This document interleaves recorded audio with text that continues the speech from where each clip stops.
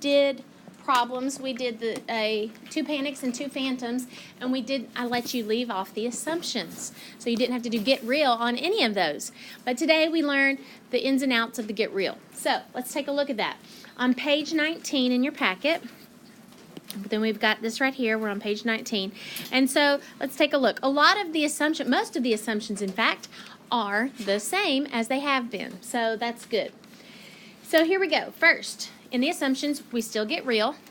So for random, I want to just kind of like emphasize that what we really want to do is either say randomly select or we randomly assign. And the way we know which one is if we have an observational study.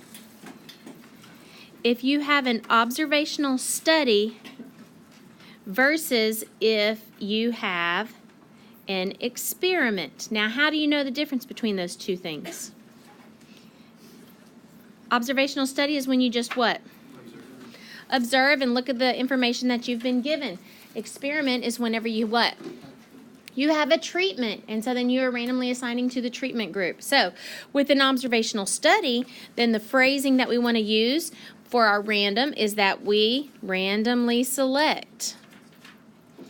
Okay, so we want to randomly select from the population so that we have a representative sample.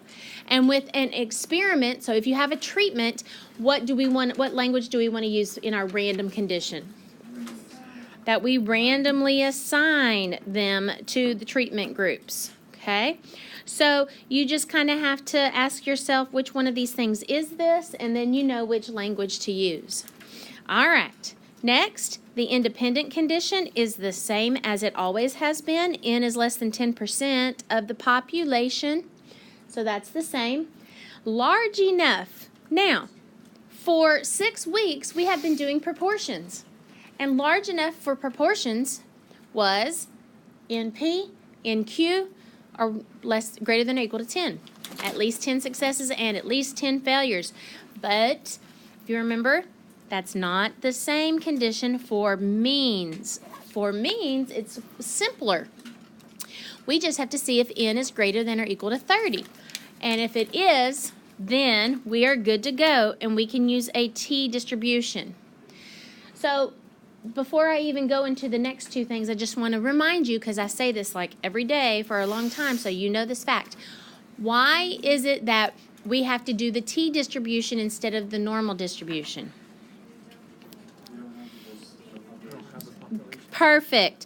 Remember Mr. T said, I pity the fool who doesn't have the population standard deviation. If you do not have the population standard deviation, then that is when you have to do t-tests. Okay, very good. So let's go to our large enough. 30 is good to go. But let's talk about 2 cases where its sample size is smaller than 30. Dun, dun, dun. Okay? So, first, there is hope that it could be very simple solution. If it's smaller than sample, or smaller than 30, what could be told to me and make this like super easy peasy, no worries, all good to go? That the population, if it is stated that the population is approximately normal, or follows the normal model. So if you got that told to you, so basically, oh darn, it's not large enough. Okay, wait, there's still hope. Go back up, look at the problem and read, and if it says approximately normal, then you say, this sample is not large enough. However, the population is stated to be approximately normal, so we're good to go.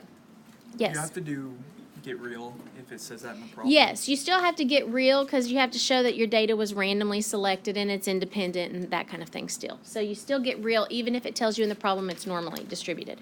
Okay, here is the key for today, kind of like the new item of the day, and that is what happens if we have a smaller sample size and the population is not stated to be normal or approximately normal. In that case, we are going to have to draw a picture and show. So we are going to end up making a dot plot, and we're going to practice that today. We did it back in chapter 3 or 4. We're going to make a dot plot, and we're going to show that It is unimodal, somewhat symmetric, and it has no outliers. So that's our goal. In fact, last year, we kind of started saying it in this order. We used to say, okay, once we draw a dot plot, let's write out the sun. Let's make sure sun is fulfilled. And sun stands for, let's make sure our dot plot is somewhat symmetric. See, it doesn't have to be perfect because real data rarely is. Somewhat symmetric. Unimodal, so it has one mode, and since it's symmetric, it's centered in the center, centered in the middle. And N stands for no outliers or unusual points. So, sun, and you have to write that. Because if your data, if your little bitty sample looks nice and neat, then I think it's reasonable to say, oh, then the population could very likely be nearly normal, okay? And finally, when instead of saying normal model applies, we say the nearly normal model applies. Now, you could use the word approximately if you wanted to. I usually say nearly because that's shorter. Nearly normal. And again, why is it not perfectly normal?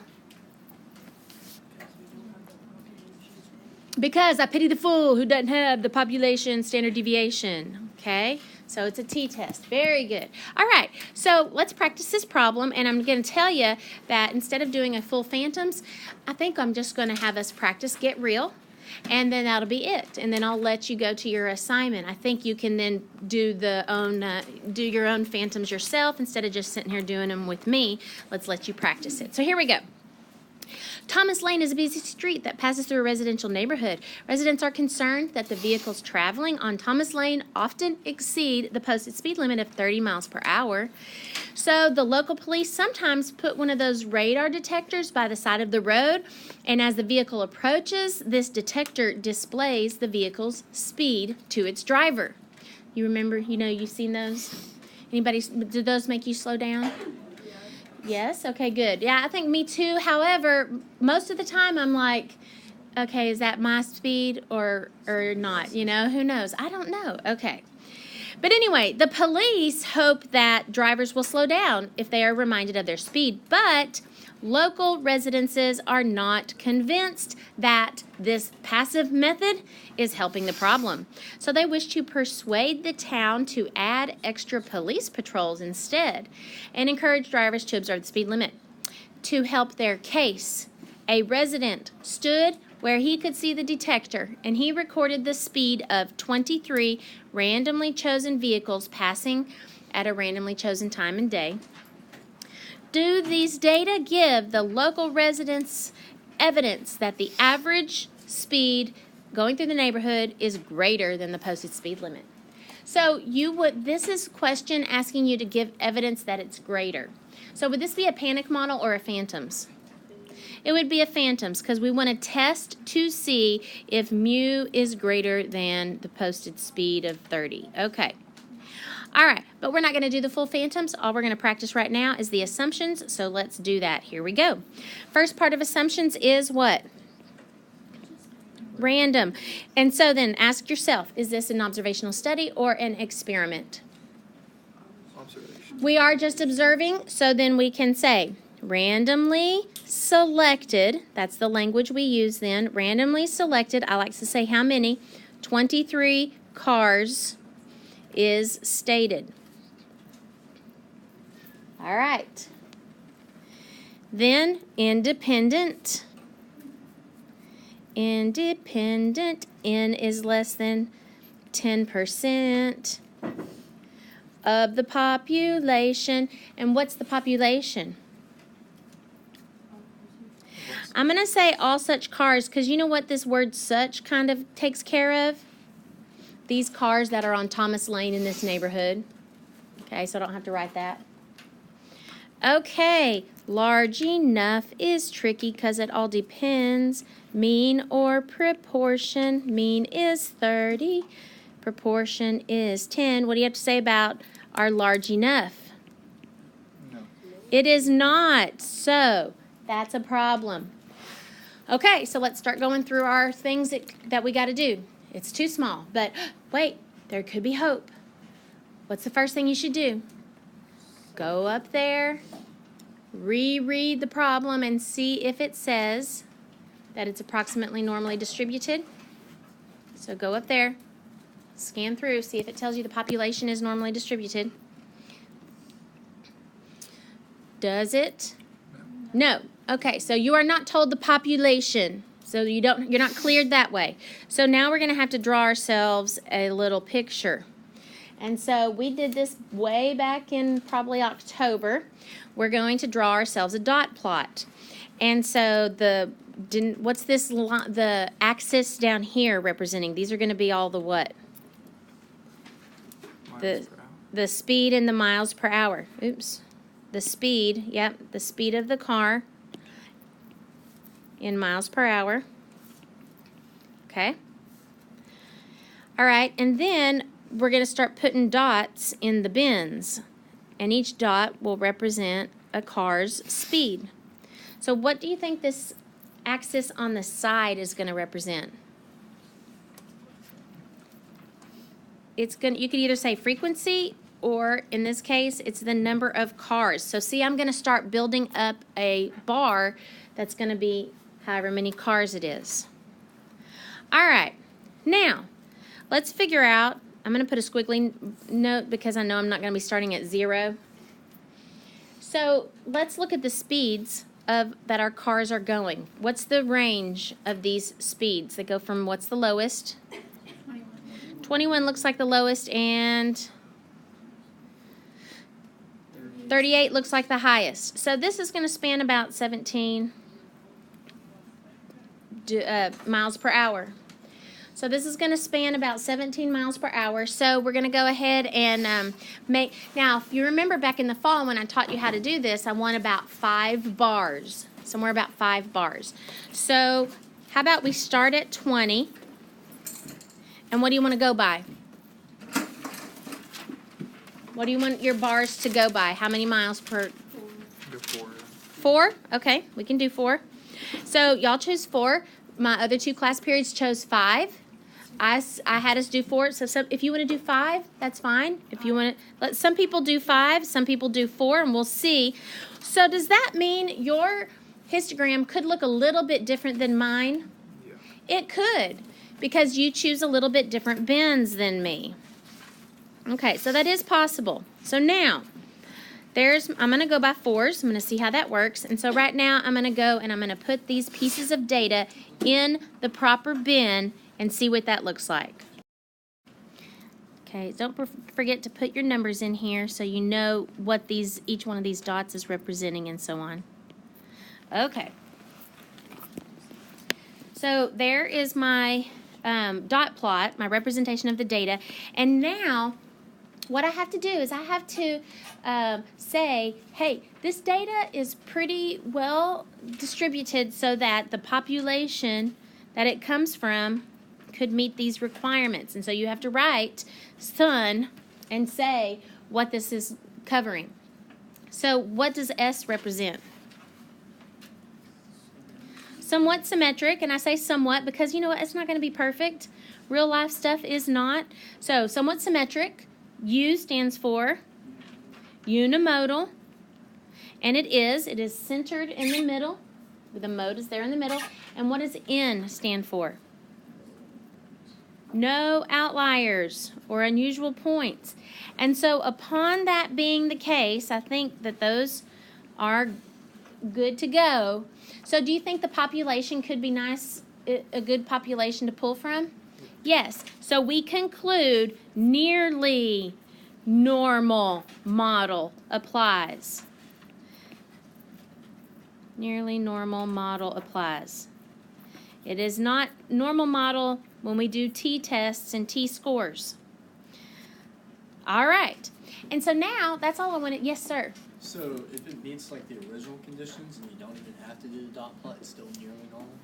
Correct. Yes, even if you had something that was large enough, the reason, again, you remember the reason that we do T-curves is because why? It doesn't have to do with large enough. T-curves have happened because? Sample. Yeah, I pity the fool who doesn't have the population standard deviation. Okay, so that's why we do T-curves. Doesn't have to do with the size. All right, so now we are so almost ready. Remember, I was just going to do the assumptions for you today. The only thing now that you are lacking from being able to do the problem as a panic or a phantoms, whichever it is you need to do, is they did not give us the sample mean, which that's easy enough. You just add them up and divide by 23. But you know what else? They didn't give you the sample standard deviation, and that one right there, my friends, is a pain in the patootie to do. So I'm going to tell you that how you get this information if you just have a list of data. So you ask me, what do you think you're going to do if you just have a list of data? Yep, here's the steps. Put into L1. Put into your list 1 in your calculator. Oh, yeah, your data. Put all your 23 things into your calculator into list 1. All right, then you're going to go stat calc 1 variable stats. Okay? And when you do that, you want to do your 1 variable stats of list 1. It'll give you all your information. It'll give you X bar, it'll give you sigma, it'll give you like sigma squared. So it's going to give you these various things. But let me show you. I don't have a picture of the calculator, so I wish I did. Let me show you what this gives you here.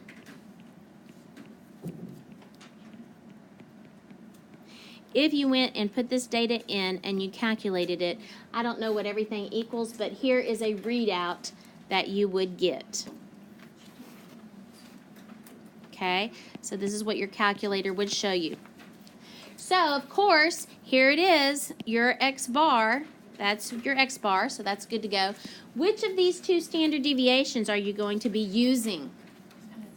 The S of X, because these 23 cars are just a sample, so you're using that one. You would use the sigma if those 23 cars were the entire population of all cars that are going on Thomas Lane, and they're not. Okay? So now that you have those 2 numbers, you could go ahead and work the problem as a phantoms or a panic, however you needed to do that. Okay, that's it. Yes, sir? You wouldn't have to divide S of X by the square root of N. Yes, you do. Yes. Whenever you want to get the standard deviation for the sampling distribution of means, that is the S of X over the square root of N. So we will be doing this in our panic and phantoms. Okay? All right, so now let's take a look at what your assignment is. So go on to page 21. So you're going to do pages 21 and 22, but I'm going to omit this first problem, number 1. Okay, so you do not have to do this phantoms right here. However, you do need to do the number 2. And in order to do the number 2, you need the information. You need to use the information from number 1 to do number 2, because number 2 is a confidence interval. And then on page 22, you have got yourself 2 phantoms models. They're both significant tests. And look, you only have that much room to do a phantoms model in, including having to draw a picture. So you're going to need to make sure that you write small. I got it in. Okay, so make sure that you plan out your room and write small, because you got to do a full phantoms, including get real on these problems. So your 3 problems today all have to do a get real on.